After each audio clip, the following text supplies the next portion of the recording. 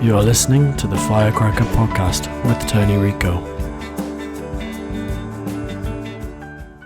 All right, so next in our podcast series, we have our Firecracker Vice President, Mr. Sean Brashear. How's that sound? That sounds Did you nice. hear that much? Yeah.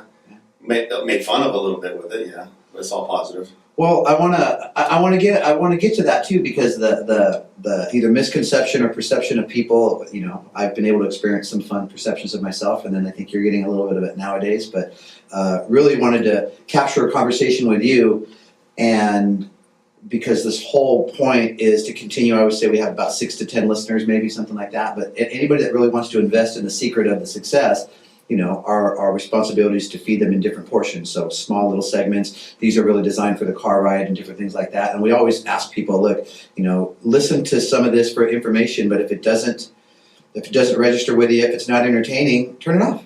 This isn't a requirement or anything like that. But don't miss the fact that because it's free, that there's no value in it. There is value in it, and that's really what we want to get to. So appreciate you coming down.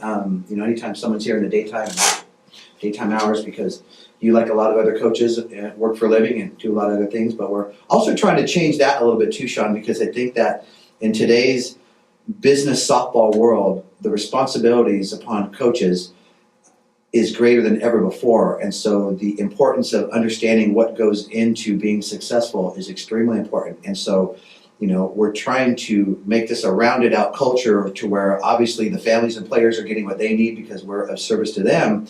But also there are a lot of good people that feel bad about making a living in softball. If they're not making it the traditional way with either batting lessons or pitching lessons or fielding lessons or something like that. Sure. But I think we have to look at the value of the service. So if I'm going to put myself in a parent situation or perspective or families, look, if this apple cider doesn't taste good, I'm not drinking it. So there's nothing forcing me to do it. So when we're talking about creating value for coaches, creating value for teams, organizations, sustaining themselves financially, not feeling bad for having a valuable service and compensating themselves for it, in the end, it's funny how coaches can go from a pro bono perspective where nothing for coaching, and then you get $100 stipend and you're all about the money.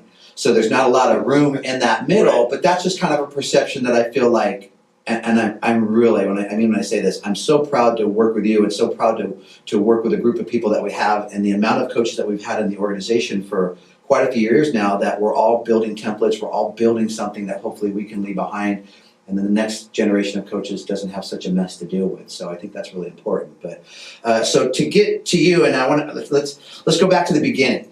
Mm-hmm. So that's a few years. So misconception number one is Sean and I didn't go to school together. We didn't hang out in the same neighborhood. I like to say we have a pretty good relationship right now, but it's not like we're besties, BFFs. I took care of my boy or anything like that. So if we go back to the beginning, how many years in the organization? It goes back to what year now? That would be 2009. 2009. So 2008 or 2009. So it's 9 or 10 years. So you're looking at going through your 9th year. Yeah. And we've always said in softball terms, 9 years is it's like dog years. So, 63 regular human years. So that's a long time. Yeah, without a doubt. Yeah. And I'd say anybody that creates relationships, loyalty, I think, proves itself. I don't think you ask for loyalty. I don't think that's really the way to look at it. But if anybody's had a coach in their dugout or a peer that they've worked with even over 5 years in the softball and culture, I think that's something to be said.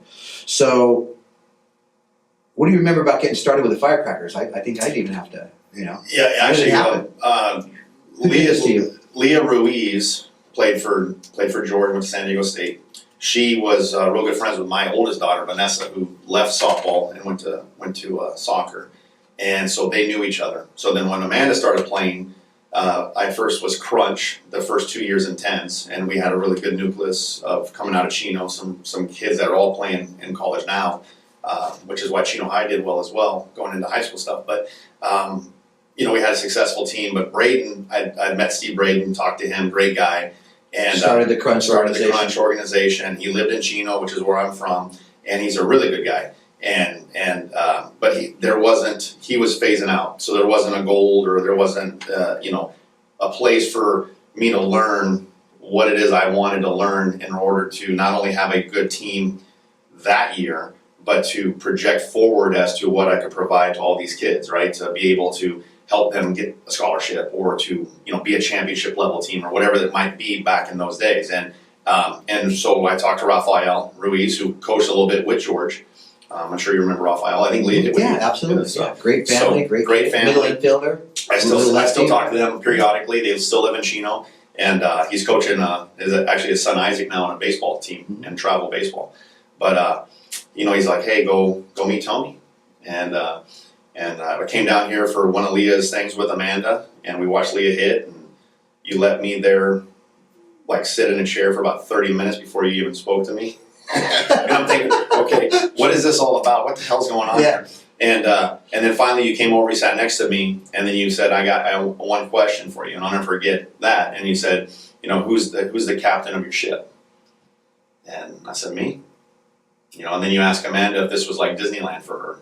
And I just remember those things, and that was kind of where it started. And then, we created the Firecracker team that year in tens, and I remember, George Arahu and Lawners and some of the guys, Jackson, that were still in the mix.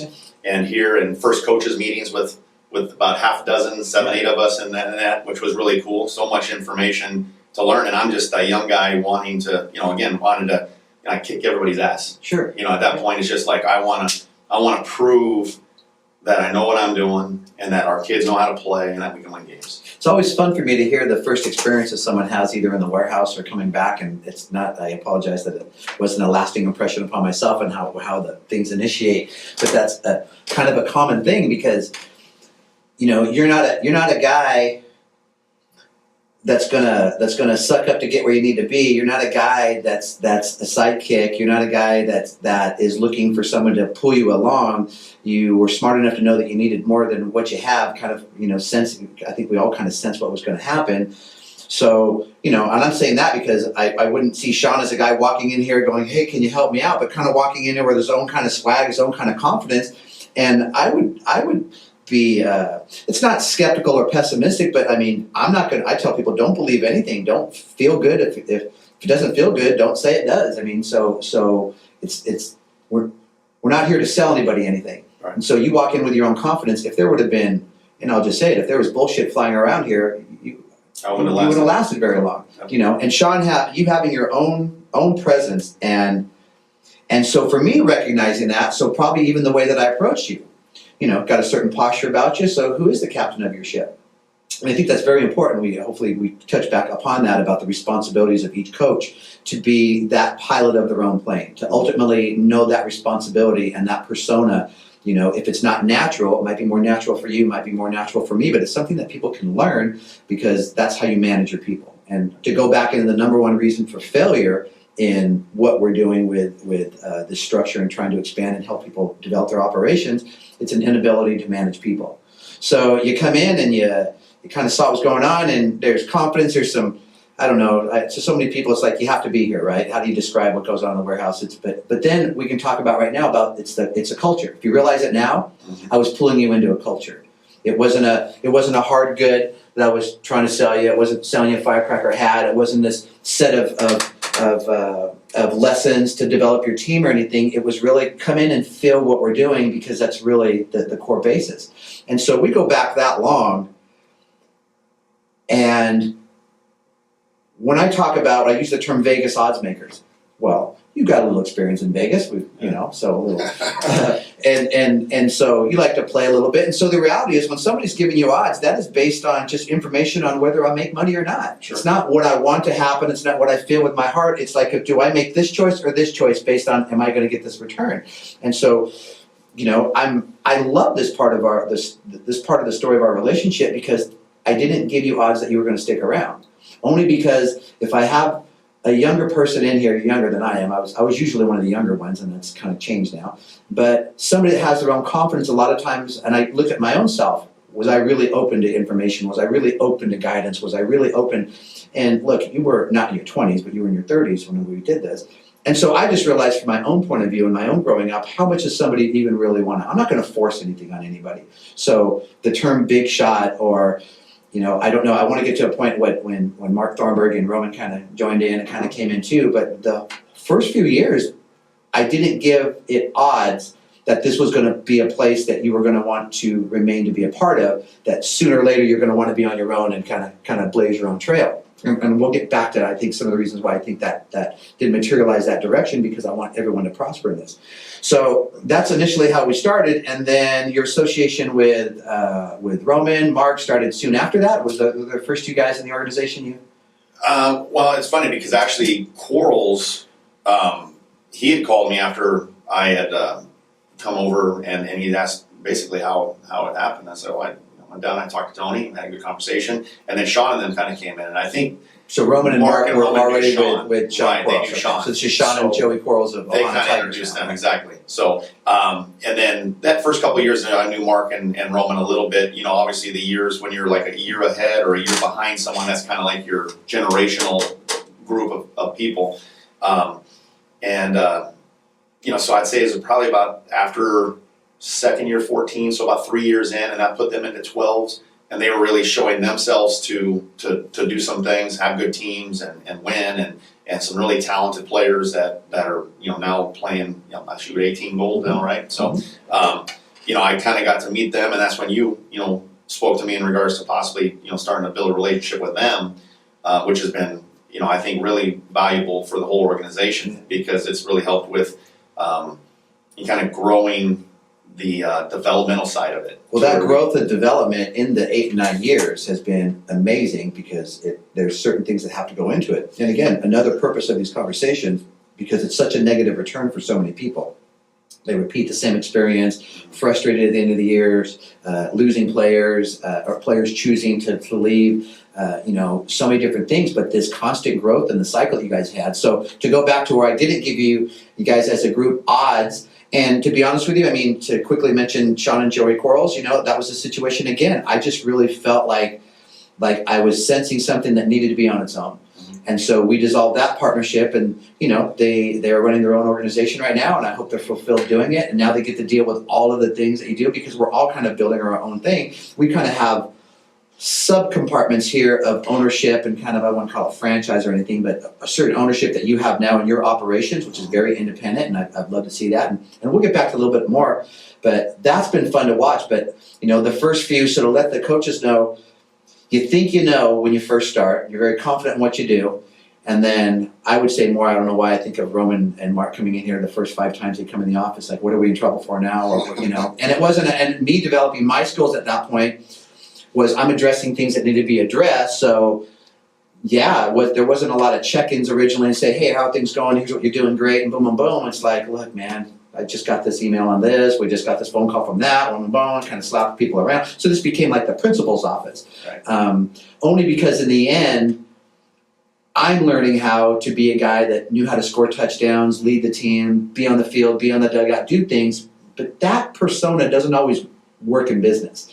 You know, you can be the guy, you can be, you know, but you have to learn how to relate to people, and you have to create a balance to how people are feeling. And I mean, bottom line, it has to be in your heart to care about people. If it's not in your heart, Genuine. Yeah, then it's People not, you know who's genuine. you fake like you're caring. And so I think over that time, you know, I'd like to think I proved to you that I care about you guys, and really your investment into this. But let's go back to like what you thought you knew back then, and that we can say 9 years later, because again, we've got 6 to 10 coaches listening to this stuff. What did you think you knew back then that you realized you didn't know? Or what do you know now that you didn't know back then? How would you put it? Biggest takeaway.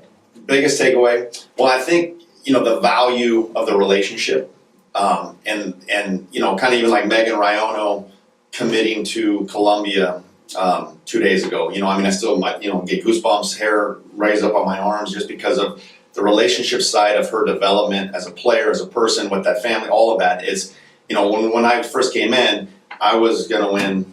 We're going to win a national championship, and that was like the most important thing. Yeah.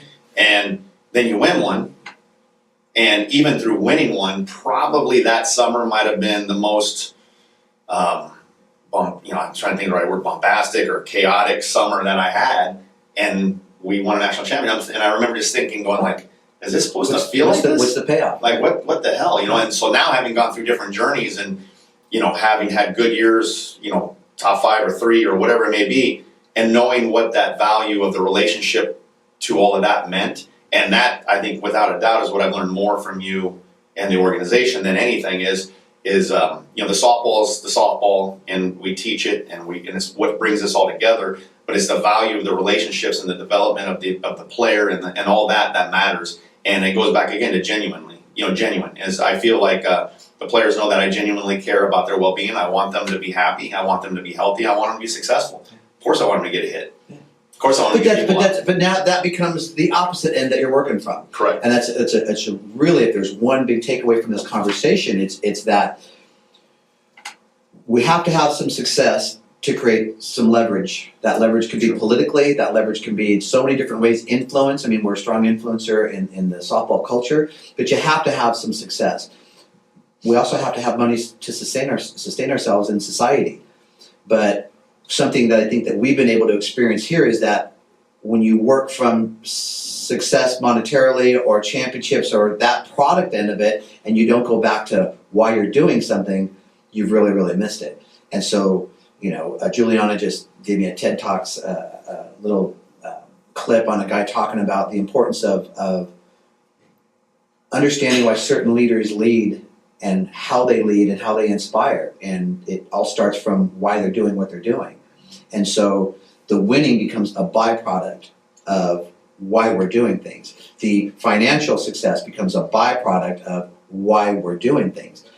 The paycheck for me, and I imagine for you now, is the peace of mind, and then, the relationships that you develop create the culture. And then in culture, and this is something I want all coaches to understand, your responsibility, just like your homes, is to create an environment and take responsibility for that environment. And if that environment is productive but not loving and caring, you're going to have results, but you're not going to have what I call a head hits the pillow peace of mind. And so in the end, it's a balance of both. We have to have success. We have to have money to be able to provide for ourselves, these scholarships but never at the expense of your own peace of mind. So why do we do this? Why ultimately do we coach? Why ultimately am I coaching for a championship? We're competitive. We want to do well. But it's like the hitter. When you learn to engage the at-bat and manage all the things in the at-bat that you can manage, the hits fall in place because you're calmer, your mind is more clear, you make better decisions, your timing is better, and your efficiency is up. So your batting average is higher. Stress on your batting average, don't pay any attention to your emotions, don't acknowledge all of your behavior, only know what you're doing wrong after every time you don't hit the ball hard, and not talk about all, and how many players live in that mode? How many coaches live in that mode? And I did, even when we were successful, it was still that mindset. And so, without a doubt, I think the growth, because don't, we're obviously still trying to win. I'm not devaluing any level of winning. It's always a big part of it, but it's the opposite end now. But I also know that it's so much more rewarding to win and then have that part of your culture be there, as opposed to just being about the win. I mean, because the old Sean, 10 and under crunch days, I'm throwing buckets and bats, and I was a bad example of everything that I would be talking to people now about not to do. Yeah. But having lived it and done it, and all these girls that played for me think, they were like, oh, you were crazy. Yeah. But doesn't it make us more like an AA sponsor, to all these coaches that, say, hey, look, we're alcoholics just like you, we're bad behavior guys just like you, but we've been rehab for a little while, and we've been on good behavior, and we got our little coin or something that tells us, 8 years or whatever it is, without doing this, without throwing a bat, or without this, but kind of in a funny way. But that is what I want our coaches to know, that we don't sit here and judge them for what they're doing, and that's not our role. That's an awful godlike position to take upon yourself if you're going to judge people, they're good or bad people, and I think again with the internet and social media, and everyone's got an opinion, and I don't think that line of judgment really is very, very clear. And so you can't worry about that stuff. We don't want any of our coaches worrying about making mistakes, but to develop these relationships with each other, develop the relationships with our families, so that we're working together. And we all have different roles. The triangle is the player, the coach, and the parent. And so those three together. And too often in softball culture, the player's the third party. Right. That they experience something, they feel something, but the decisions that are being made around them are usually primarily controlled by the parents and controlled by the coaches. In the end, where is that satisfying to you and I if the product doesn't sustain itself and it's not independent. And so I think that's something that you felt, and where so many coaches, you think that you're competitive. You want to win a national championship. Yeah, you want that. The first time you get a kid going to school, your first commit. That's just that feels so great. Your first All-American, first kid in a big major program. Your daughter's on the Big Ten network now, and or the ACC, and being able to compete on TV. So all of that stuff's great. But then you go back and you talk about Megan Riono, and Columbia may never have any national TV time, but we can tell all the coaches that. You can have the NCAA home run record holder, and you have Megan Riono going to Columbia that will never get the public notoriety that Lauren Chamberlain did, but Megan's not here. Megan's right here. Like they're all there. That, kind of like your songs to a musician or kids to a parent, certain things perform and achieve at different levels and stuff. And even if something's sub-performing, you're no less valuable. The value of the product, the value to the inside of that, each player. I've always said this, that especially now, and whatever my role is being defined as, when I'm quasi working with a kid, I basically tell them all I'm going to do is, if you've been playing this game 8 to 10 years, like most of you have when I'm working with you, all I'm doing is washing off the crap and kind of shaping you a little bit and polishing you up, but I'm really bringing out what you already know. In your mind, you don't believe that you're a good hitter. In your mind, you don't believe that you're a good pitcher. Belief. You don't believe that. That's 90% of it. You're being in the kitchen. You believe your spaghetti's not going to be any good. It's not going to be any good. And so we're not tricking our players. We're finding true value. And that value, like I just mentioned, that value is when you are playing, when you're doing something, mastery in 10 years, you're doing anything, guitar, painting, mechanic, whatever it is, 8 to 10 years, you kind of know what you're doing. I mean, in your line of work, someone's been working for you 8 to 10 years, you're going to have a little different experience level and different offering of value to you than the guy that just came in. And the guy that's been there a year could end up being one of your best employees and doing with it, but he has to prove himself over time. So many of these kids past 14 and under have been playing this game 6, 8, 10 years. So that value is already there, but we're missing it. Because I think that I would be another traditional coach. I would be doing all the things that traditionally coaches do if I didn't play for one game changer coach. Right? So if I don't mention George Horton, who's now the baseball coach at the University of Oregon, but he was also part of a program built by Wally Kincaid that really this was all about being a man and playing baseball. But when I was 18 and somebody told me they're going to teach you how to be a man here, that didn't do anything for me. My first asinine thought was, I already am a man. I'm 18, I got a cheerleader for a girlfriend, like what are they going to teach me about being well, as my dad said, in the war I would have been one of the first ones dead, because you think you know. Right. And you find out you don't know. So without that signature coach, without that program, that I had to see something that I respected, because again, when you're moderately or extremely confident in yourself and you believe that you can do things, you don't really think you need a whole lot of help. But then all of a sudden somebody's doing something that has a level of respect that you say, you know what, I want that for myself. So it could be as a businessman, it could be whatever. In a softball world, I just modeled what I learned in the baseball world. And I saw a respect. And so I would never hold this standard to anybody. Just my own personal thing is, because of my behavior growing up, is I don't want to get kicked out of games. I always felt like if I get kicked out of the games, then I'm showing my face the same way I did when I used to punch somebody on the playground I laugh about this, for asking for slow rollies in kickball. I punch a girl in the arm. Slow rollies? You can't kick the ball with slow rollies. You got to have baby bounces. Like I take that personal and I'd knock her in the arm for that. Right. Wow. And so as we explain to players, you can't play because your coach yelled at you. True, but you've given all the power to the person with a bad temper. That person with a bad temper haunts themselves. And if you don't draw the boundary for yourself of like, I won't allow you to make me feel this way. If you don't have that personal boundary, where's your value? And all of a sudden, there it is. And this is such a beautiful game right now. We're watching, what's happening on television, what's happening in the College World Series. Your daughter's now in her sophomore year at Maryland. Getting to experience it. What's that been like for you to be able to be on the road with Amanda and go and see her play? I remember we were in Puerto Vallarta last year when you got to see her first at bats in college. And it's really uniquely cool just because she'd never played a game. I coached her in high school, coached her all through travel. So she never had but an at bat that I wasn't in the third base box or anything. So for to kind of remove myself and just sit there as a dad and then watch her have, let her play and, good at bats, bad at bats, whatever it may be. But to take advice from you and to understand, like, I don't involve myself. It's funny, I tell people all the time, we don't talk softball when she calls, or I talk to her. Unless she initiates something and she may ask for it, then I will, try not to overburden anything, but just kind of maybe give her something that makes her feel comfortable with where she's at and what she's going to be doing. But we don't. No, it wasn't always like that. No. Oh, heck. So what do you do when you've seen her at bats on TV, or and you got that stuff in here that you can help, and we got to stick the screwdriver in. So what have you learned there? It stays there and it sits, and you go and hit a punching bag later, or what the?